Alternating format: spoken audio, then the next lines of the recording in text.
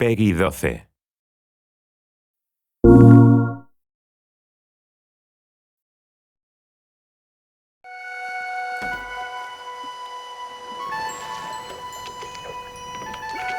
Whoa!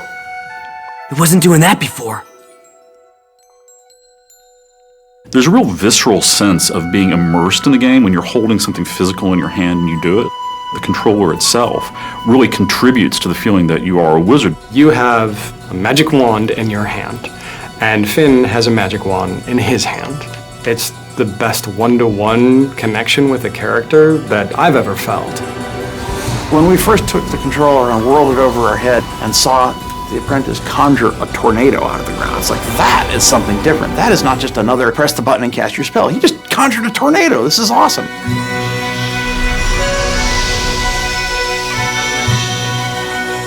Sorcery High Concept started out as a very iconic demand.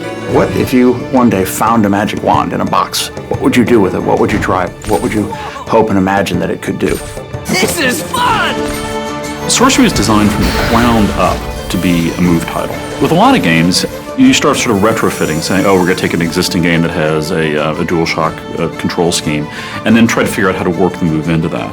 But with Sorcery, from the very beginning, we built everything around making the move an essential central part of gameplay.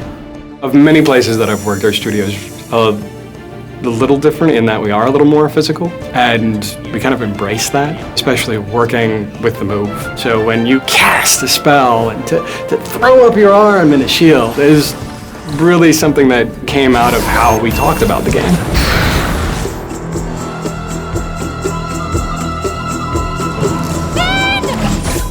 A lot of the motion control games that you see, it's sort of like it's detecting that you're doing something, but it's not precise. What really excites me when I play Sorcery is the degree of control you have. So if I'm using it to cast arcane bolts at somebody, it actually matters where I'm pointing the controller at the screen. But we could also let the player put English on it. So for example, if you cast like this or cast like that, that actually hooks the bolts around and arcs them in interesting ways. So it becomes a very technical, a very skill-based gameplay experience.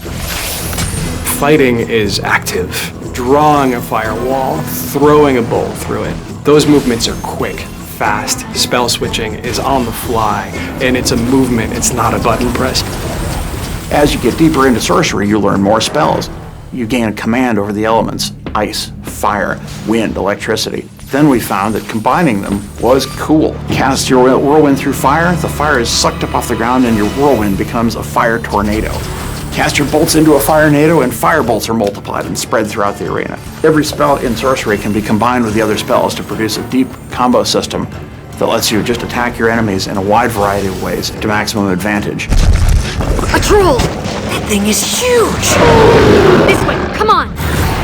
The boss fights in our game is where the player has to really put his mind to work. You have to be aware of your environment, you have to be aware of your arsenal. Everything that we put into a boss fight is indispensable in taking out the boss.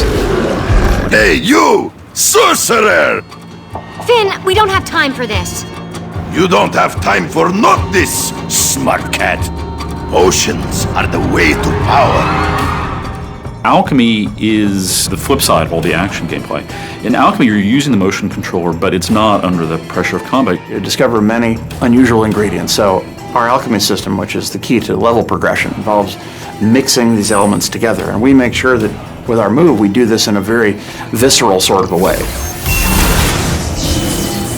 We want to create a feeling of that you weren't just fighting things all the time, that you really were a wizard who had a wide variety of different magic at your disposal. With the move controller, we found that you have an enormous breadth of things you can do to accomplish simple tasks. And even though these things are often not hard or challenging, they connect you to the magic you're creating in a way that a button just never would have done.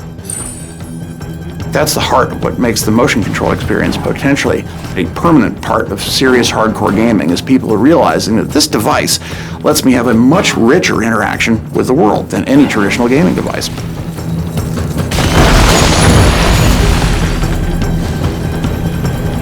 I feel that we've given people a really solid, playable game experience that uses the move like it's meant to be used as a serious game and control device, to reach down and pick it up and to be that apprentice who is reaching out and grabbing the wand, the Master's wand, for the first time and feeling the power of it surge through him, just as you realize the power that you yourself are experiencing as a player.